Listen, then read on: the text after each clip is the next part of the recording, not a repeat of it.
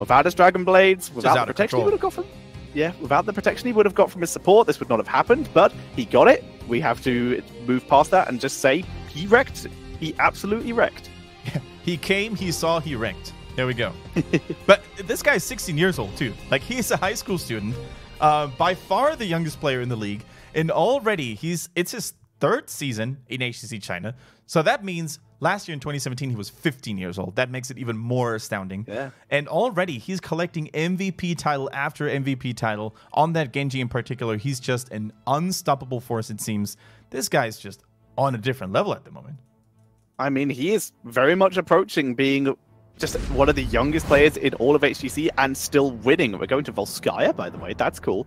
But he has so far been 4th place in his first season, second place in the most recent season in terms of the playoffs before Eastern Clash, and now he is currently in 2nd place, and they are 1-0 up against the team in 1st place. If they win this, they're tied in 1st place. That is a really good thing to say here. Like, they could actually be tied with CE if they take away this series from them. All they need to do in order to achieve this, of course, is win this very battle that we're about to see here. What was the map, by the way? Never mind. Volskaya Foundry. Volskaya. Very nice. I like that. And, of course, it means that, once again, did you remember who picked it? This was a CE map. Good, because I was going to say this should normally cater towards CE's playstyle. Why? Because you can have longer battles, you can kite the enemy team a lot. Full-blown aggression, like we saw it in game number 1, is less likely going to work here on Volskaya because it's a large map, so you could once again have someone like Fawcett, split push, you can do the same thing with Taka, for example, but also near those capture points, right? There's so much space to move to. There, you can even use the conveyor belts as an escape tool, so I like what CE has chosen here in terms of maps, and they immediately take away that Genji for good measure. But stolen away from the one. We see the Garrosh taken. However, guess what's open for CE now? Kaka! It could be the Medivh. I like that. Could also be the owl, but depending on which skin he chooses. Do that again. It is the owl. Summon it. That's more of a pigeon, to be fair. Shoo-hoo, shoo-hoo. That's all I can do. I used to be able to do an owl whistle, but I can't anymore. Haven't been able to do it. Did for you know years. that many owls can actually twist their heads almost in a 30-60 degree angle? A 30-60? Sorry, 180. I didn't know owls cared so much about frame rate. But yeah, they are flexible birds. Absolutely crazy. Like they can literally almost look behind them. Actually, most owls actually can. Maybe we have a specialist in our chat. They got the head in a swivel. As we await to see the next 2 picks for the one. With Garrosh already in play, we might end up seeing a Stukov coming in. Yeah, alright. So, looks like CE may have used a lot of Chromie. I mean, they did against SPT last week, and maybe in scrims, practice matches, they did use it a lot against the one. Normally, Chromie is not a good first ban in China because very few teams utilize her. But when CE uses her, with Zuyu falling back on that hero, actually leaving the offlaner role and going back to his former ranged assassin role, then they can be quite deadly on it. So I think for the one, it's like, better be safe than sorry here. And already they're shifting away from their standard go-tos, picking the Hanzo, picking the Garrosh, so going for a more meta approach rather than going for a more the one approach that they showed us in game 1. And this has been where they've come undone in the past. But I still have faith. I think this could work well for them if they're able to just play sensibly and don't go super over the top with their kind of aggressive style with heroes that don't match it. And that's the cool thing, too, about the one, right? It's not like they're limited to this one aggressive, hyper-aggressive playstyle. They definitely have more cards to show.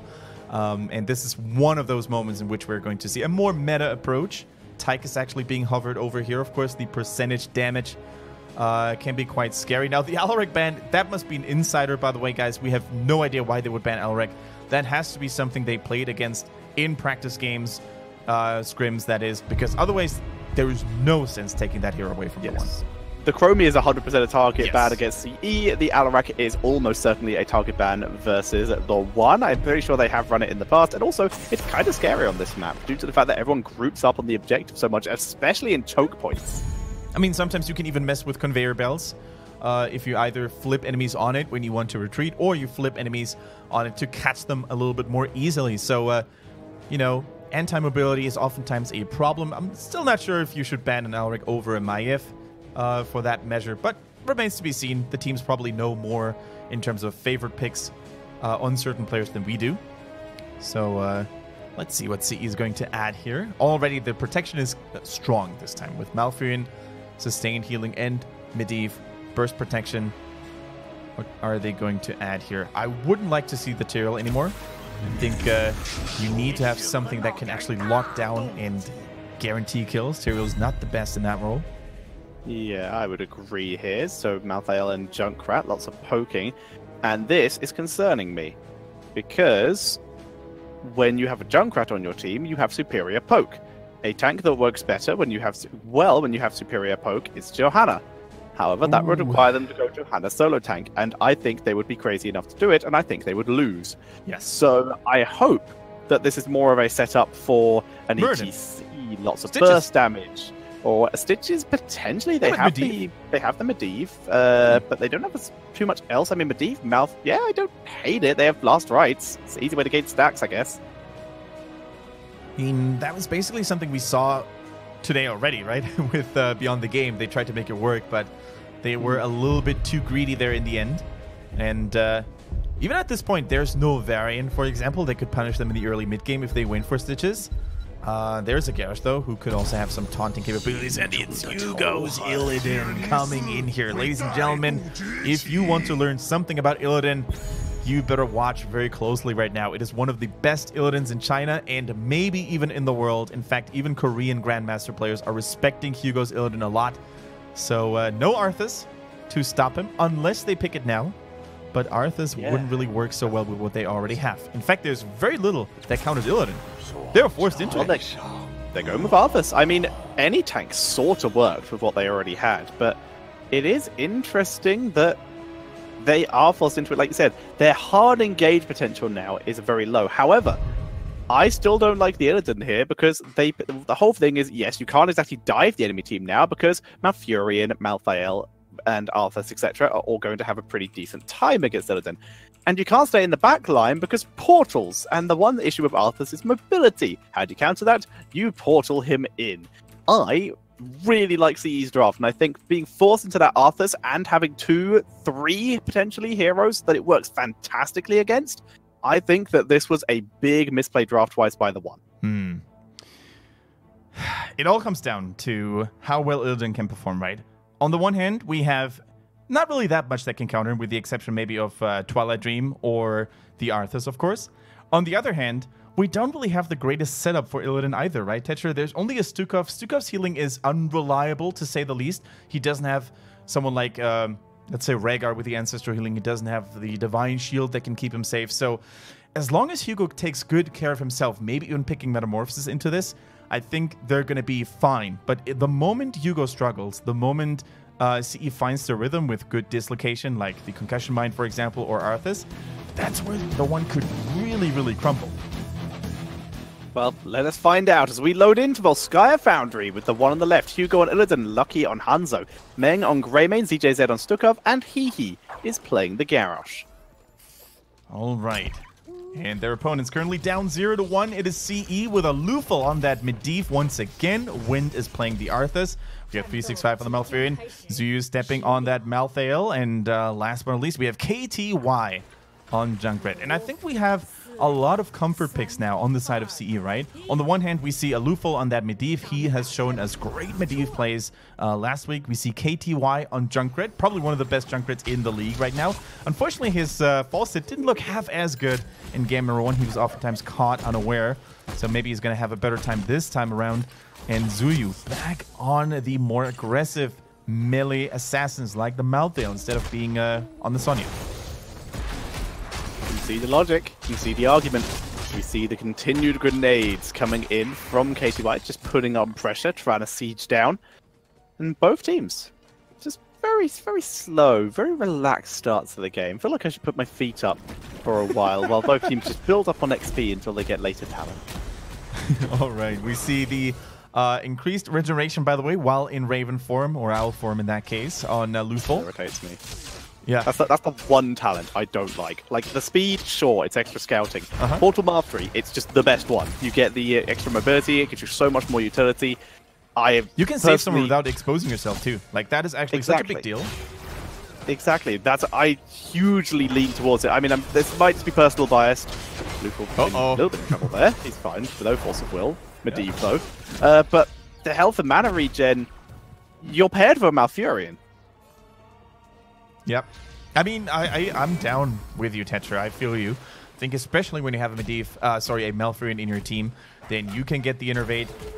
You can also get the healing overall over time. Like, more often than not, I think Medivh is actually not going to need the self-sustain too much. So the speed is better for rotation and ganks. Whereas, nice root, gets another Arcane Rift in there. While the portals are, of course, better for overall synergy in the late game, especially with Portal Mastery at level 16. I like that by Wind. He actually portal baited. Right-clicked the portal and then right-clicked off it the second before he went through, and Hanzo just ran straight down. Just, I need to be not here. Very cool. I like it. To pull that off. You do, but CE proving they have that. They have that particular skill. As we see the Dust of Appearance coming in for that Medivh. Once again, extra vision coming in here, which is going to be good. Gives him a little bit of extra help against a Garrosh. Obviously, you want to keep an eye on him, allows him to reveal Garrosh and then back up to his own team. I guess that's where the LAN environment, the offline environment, really comes in handy, right? It allows you to play with the best ping experience possible. Now, speaking of best experience possible, Zuyu is in a lot of trouble here, getting silenced and damaged by Hanzo, but they get the kill onto Stukov, who was slowed all the way down by Wind, and that is one of the biggest issues for Stukov, pre-level 10 especially. He doesn't have disengage, he doesn't have great mobility, so if he ends up getting caught by Arthas, he's more than likely going to fall. We see Hehe grabbing XP, putting pressure on. Not so far as yet to go for any kind of hard engage. He has not needed to. Now misses the stun on Wind. Good dodge by Wind there. As 365 soaking the XP, holding the lane, keeping Wind topped up constantly just in case he takes damage like this. But you can see already healing up.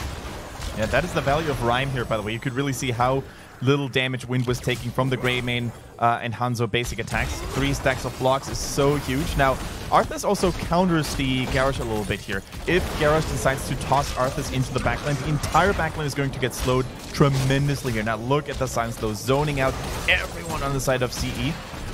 Both turrets actually dying in synchrony. That was a cool thing to see. Oh, lucky. He could have actually gotten the kill there, I think. Oh, my goodness. He nearly did.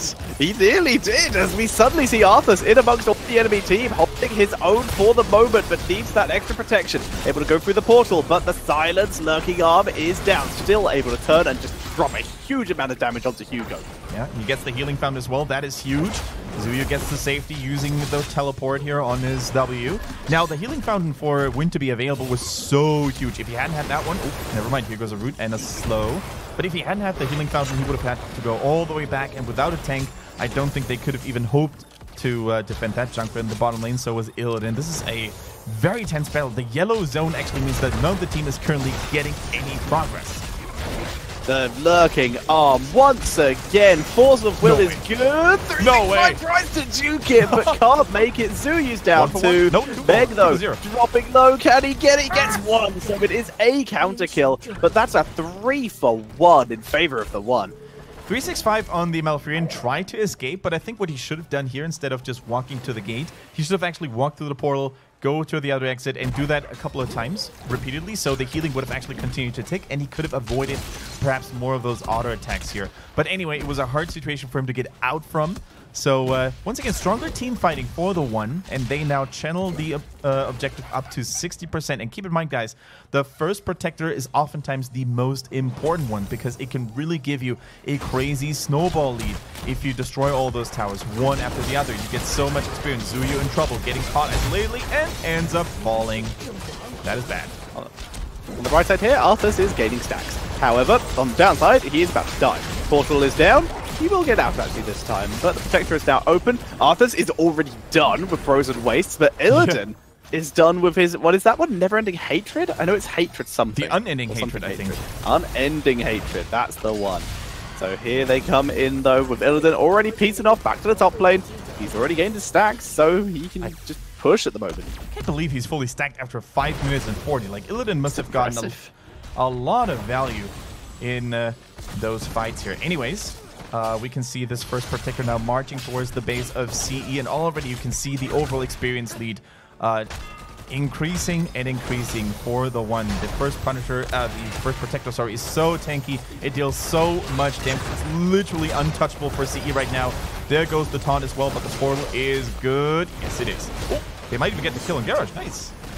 Garrosh is down as they keep trying to go for the counter push here. You see, you can see the pilots actually a little bit rotated to give them the best escape opportunity. But this is still a lot of structure damage coming in from the one. But CE, with that counter kill, gives them a good opportunity to try and get turnarounds. I don't understand why Tranquility again. No. That's now I'm starting to get concerned against the blind picking of certain abilities we're seeing. I totally agree with you. Like, once again, I think there are heroes in the ranks of the one that need to be silenced, right? It is Illidan, so he can't use his mobility. Yeah, it is Garrosh. Maybe even Greymane, Garrosh even. Yes, absolutely agree with you. I think Tranquility may prove to be a fatal option. But let's first take a look at some of those later team fights before we draw any rash conclusions. But it's really cool to see how the one played this first Protector phase a little differently than most teams would have. So instead of going for towers in middle, top, maybe even bottom, they decided to go full commission mode, and they were able to take down the mid fort, resulting in still a tremendous experience lead and opening the map a little bit more. So I think that was a fine move by them. So Malthael with the last rights here, and Polybomb for Medivh. Now, this is all sensible. Once again, a potential issue where you would not go for Twilight Dream is the amount of CC that you're going to be up against, due to the fact there's the hunt. The huge potential for lack of value with the massive shove. If you Tranquility and then get shoved, that's a huge amount of value lost, which is another reason why Malthael went for the last rights. But the same thing is true for Twilight Dream. You could get pushed away and just have that removed as potential lack of value. It's a toss-up there, but we've already mentioned our arguments as to why we do not currently agree with it. But on the plus side, we will obviously devil's advocate a bit here. Okay, cool, robot. The devil's advocate here is the amount of healing Malfurion can put out. If he can keep Arthas alive and Arthas can stay on members, he is going to get crazy value late game if he gets the slowly rising amount of damage on his E. Yeah, and I think you bring up a really good point here, Tetcher. The massive shove, hold that thought. In the meantime, Zuyu getting caught a little bit, but the turnaround is real. Unstoppable now. Oh, that's right. Almost they get the kill. Dragon Arrow on the back line, though. The Polybomb keeping Illidan stunned, though. Massive shove disengages Malthael, which I think they wanted to do anyway, but Wind is just wrecking Brutus. 2 for 1. Dropping low force of Will. KTY from below with the bombs. Nice fight. Look at the turrets. Shooting each other. Who's going to win? I'm going to get you. I'm going to get you. But they both go down. With that one will expire. It's not going to get much more value. No, but I think you bring up a really good point here with the Massive Shove, right? Massive Shove can be used on several targets to gain massive value, but I think the most value will probably... the anticipation move there. But yeah, I think most value will probably come from shoving Arthas away, right? Getting Arthas away for a long mile is going to cause Illidan to reign supreme in the battlefield without worrying about the slowing effects, about the rooting effects. So no matter who you hit for the one, it's almost always going to give you good value. But I think Arthas should probably be the prime target and also the easier target to be on lookout for that massive shove. I've always liked the idea of like massive shoving a super immobile target, like who's actually a little squishy as opposed to Arthas and stuff like that, and having Illidan hunt the person as they're being pushed away. Wow. So Illidan gets to 1v1 someone. But I've never seen it, and I don't expect it would work because then Illidan's alone and not in the team fight, and that's where he needs to be in the team fight. That would actually be amazing. And then of course Medivh needs to be far away enough to not drop a portal immediately to help the target in need. Yeah. Need to like push them like into their base so you can fight under keep because Illidan. But no, terrible idea. I've never seen it work, and I doubt I ever will. As we see Hugo cleaning up a turret, grabbing his team some objectives. Of course, he has the hunt. He is as good as global. Yeah, and I think the one is about to really turn on the heat here at any given moment. No, Illidan is actually going for more structural value. I mean, we've seen the split pushing Illidan style multiple times right now. The one, they're just trying to buy a couple more seconds before the Protector gets unleashed. But Illidan, he is the best split pusher if he's completely you know, left alone. His single target damage is absolutely insane. He could even take down cores in the mid and late game. So yeah, I think eventually Hugo is going to have to be dealt with. Yeah, eventually he will have to be dealt with. He had to back up though, wait for a minute. He could have in theory dropped the turret and kept pushing, but it looks like he's holding on to that for the team fight. Very methodical push, very slow by CE. Junkrat rotating down here, he's going to be too late, so I'm not entirely sure what his purpose down here is other than soaking 3 minions worth of XP. Yep. And this is how you keep a protector in check. You build up pressure elsewhere, right? So this was so smartly done by TheOne. Not only do they get a structure, but they actually extended their experience lead even further. Now, of course, those towers are going to fall. That is going to net a little bit of comeback experience here for the side of CE, but this protector hasn't really done much. All 3 forts are still available. It mostly derives from the fact that Hugo on that Illidan with the Hunt as an escape tool is just causing so much commotion and wreaking so much havoc. They're able to just take down. This is literally just farming towers. Grab every tower they can safely without putting the 2 members inside this protector in danger once it pops, and just delay your opponents getting any kind of chance to push in too far. Because obviously if Illidan gets himself out of position, the protector is being followed. You know exactly where the enemy team is. You just run away and send everyone else up to try and kill Illidan, which is still pretty risky. Although Illidan, I don't know if he can hunt the protector. I assume he could, so he would have an escape. Yeah, very true. So you can use the Hunt on heroic objectives like the Protector or the Dragon Knight. Definitely true. So, yeah, level 16 is here. So that means even better portals for Medivh. Now a shorter cooldown and a longer duration. And that, of course, allows CE for better disengages against an Illidan, for example.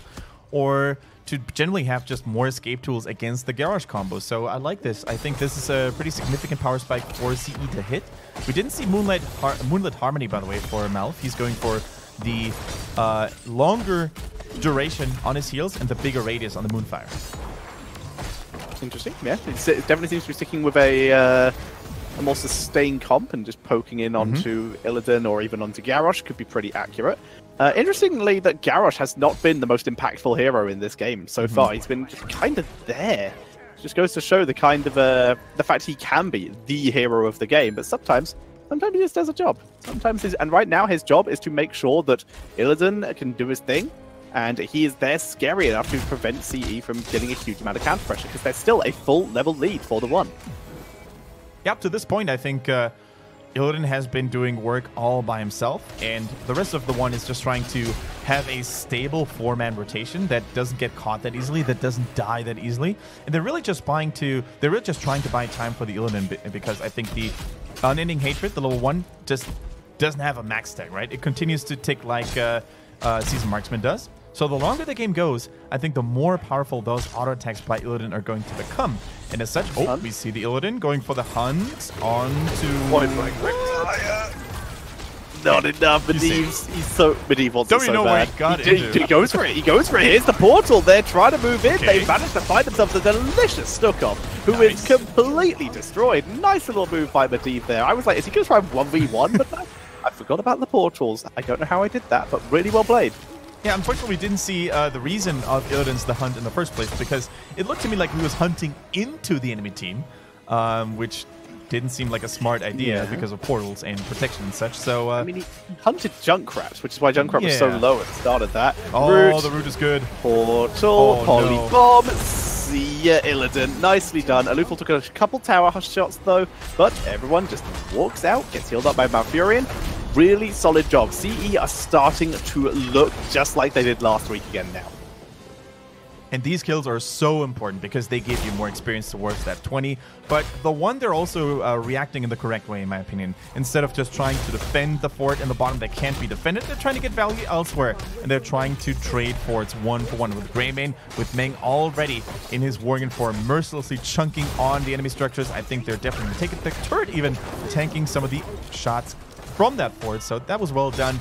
But they had to use a turret for it. That could be quite significant here in that protector phase.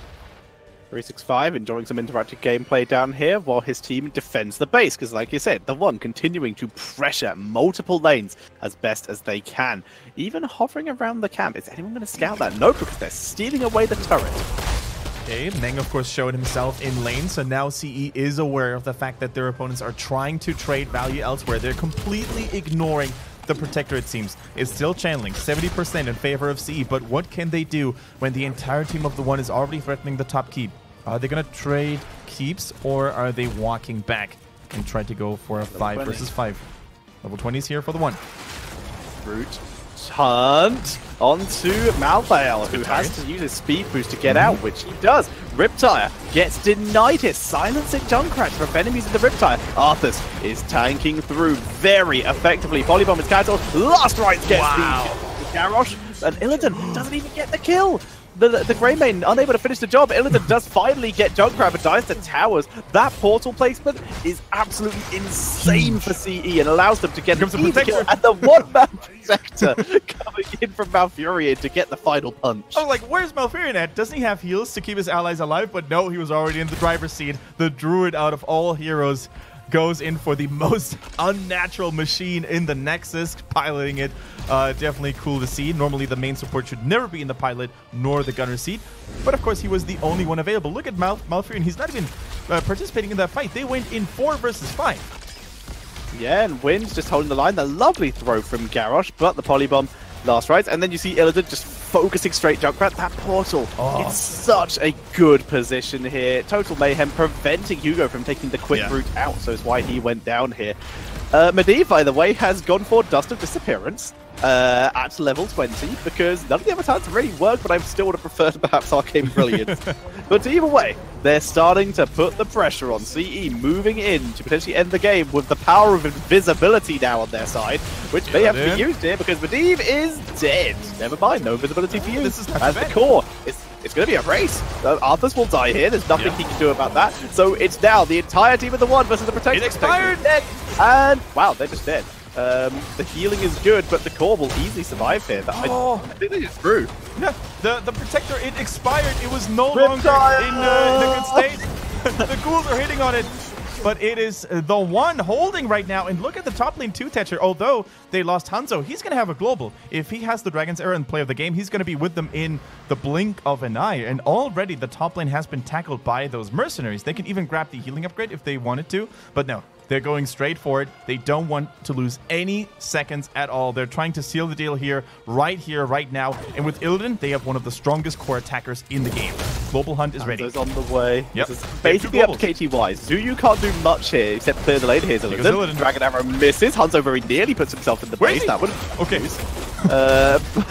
but it's up to KTY to siege the damage, but it's not enough right now. Zuyu. Okay, Medivh is back. 3 seconds till Arthas. This is going to be close. The counter throw could be hit. Good double stun, but Force of Will double taunt onto the core. Nice massive shove on Arthas. That could be huge. A loophole turns himself invisible so he can do the damage with to the CJ Illidan instead. As the core is dropping down, they're grouping up. The turn is coming in. Malfurion pushing onto the point. It's up to Illidan. Hugo to chase him down. He's completely outnumbered and outgunned in enemy territory. And the counter throw comes in, and CE march across the map, and they will be able to end the game here and make the score a 1-1. You gotta be kidding me. It looked so good for a moment, but then we had the attack speed slow from Arthas, who came back just in the nick of time.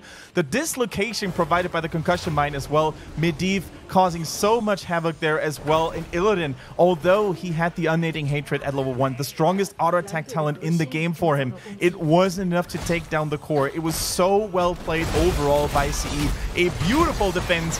And, you know, we're playing a little bit of core ping pong here. We're going from left to right and from right to left, and then it's going to be the deal completely sealed. CE balances out the score, going for a 1-1 tie. Ladies and gentlemen, what a series!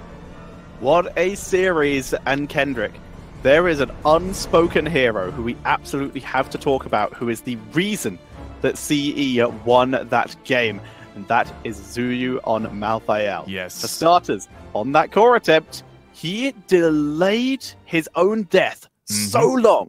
Normally, that's a terrible thing, but he had 3 heroes on him, all focusing him down. Yeah. He finally dies. Quick picks, nothing can stop death. Revives, clears top lane before the enemy team even arrive after delaying them at their own base, and then plays his part in the final fight. Zuyu, my absolute hero for that game. Yeah, I think that is a really good point you make there.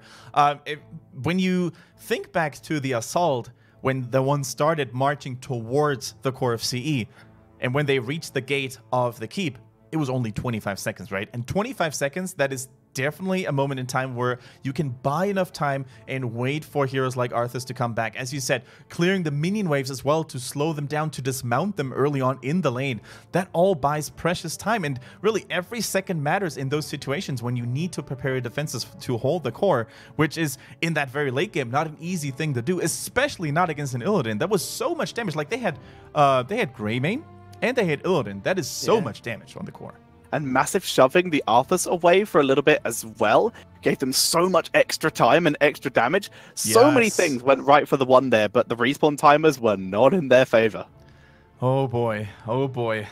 That was definitely one of the more exciting games to watch here. And already the first attempt by CE looked a little sloppy here. You basically could see how they underestimated the timer of the Protector, right? It was expiring. It still was doing very well in terms of health, right? It was above 50%. It could have easily ended the game if only the keep in the bottom hadn't taken so much time to fall. So mistakes on both sides. Unfortunately, it is CE coming out on top here, laughing because their mistake was just a little bit less severe. Yeah, and that's good for them. They now move up to 13 points at the top of the table. TheOne on 11. Which is good for TheOne as well, because now it means that even if SPT 2-0 Sunny Lion, they'll only just even up with TheOne. They won't overtake them. Yeah, and a 2-0 in favor of SPT is a very likely scenario here, of course, that could happen. So let's take a look at the final match summary here. It was a close game, probably the closest one we've had all day long here, with 16-10 kills in favor of CE. Structure-wise, it was actually favoring TheOne all along, with 4 structures destroyed. And then, of course, even after level 21, a beautifully stacked Hugo on that Illidan couldn't make the difference. What a heartbreaking result for TheOne. It's definitely heartbreaking, but it's so good for them in terms of potentially going to the mid-season brawl, because right now, it's a 3-way battle. 3 teams could potentially go to the mid-season brawl right now. In fact, any of the teams in the league could, because they all seem to take games off each other at this point. But in terms of just the top of the table, it is, of course, the 3-way battle between TheOne, CE, and SPT. If TheOne are able to steal that spot away from SPT, this would be the first event that SPT are not at since me and Kendrick started casting China, I believe. I might be wrong on that, but that's what I'm feeling here. So, Tetra, what happens if SPT now beats Sunny Lion 2-0? How many points would they get? Would they actually have enough to overtake TheOne yet? Nope, they will be tied, because TheOne got 1 point. They started on 10, so 11. Maths, quick math. Whereas SPT are currently on a solid 9 points. 2 points for them would also put them on 11. So turning up to 11 for both teams. That has to be the motto, as SPT is going to face the Sunny Lion team, which at the moment, admittedly, doesn't look, in their prime. It's definitely... the Lion has grown old a little bit. He needs to resharpen the claws and teeth. Otherwise, it's just going to be a puppy against SPT. I mean, SPT have tripled their points. That kind of tells you the vague story of what's going on there. With 3 points for Sunny Lion, 9 for SPT. It's a little dire straits for Sunny Lion at the moment. However, week 1, day 1, this score was a 1-1. I mean, if there's ever a time for a team like Sunny Lion to take a map of SPT, or maybe even win the entire thing, it is now. With SPT still not in their old shape ever since Zhao had to depart ways due to a wrist surgery, and he's still recovering from it. So he was basically, cut the entire season, and in his stead, we have Molly now. A magnificent player, don't get me wrong, but something in the team doesn't seem to do well at the moment, whether it's chemistry, whether it's synergy, or Molly not fitting ill as well as Zhao would have, remains to be seen, right? But SPT has always been a very emotional team, that when things get sour a little bit and people are fighting among each other, which we could actually see in one of those Oracle episodes from the Eastern Clash, it has an effect on your actual gaming performance. And I think SPT need to work on their inner quarrels first and then come back stronger. Possibly. Whereas, to be fair though, if smiles were all it took to, smiles and friendship were all it took to win Heroes of the Storm, so it would be the best team in the world. But for now, we are going to head for some lovely analysis with Nova, who we can't understand or hit. So we are going to give you as much of the analysis as we can. We're literally trying our best to have a blind and deaf... not blind, that would be too much, but...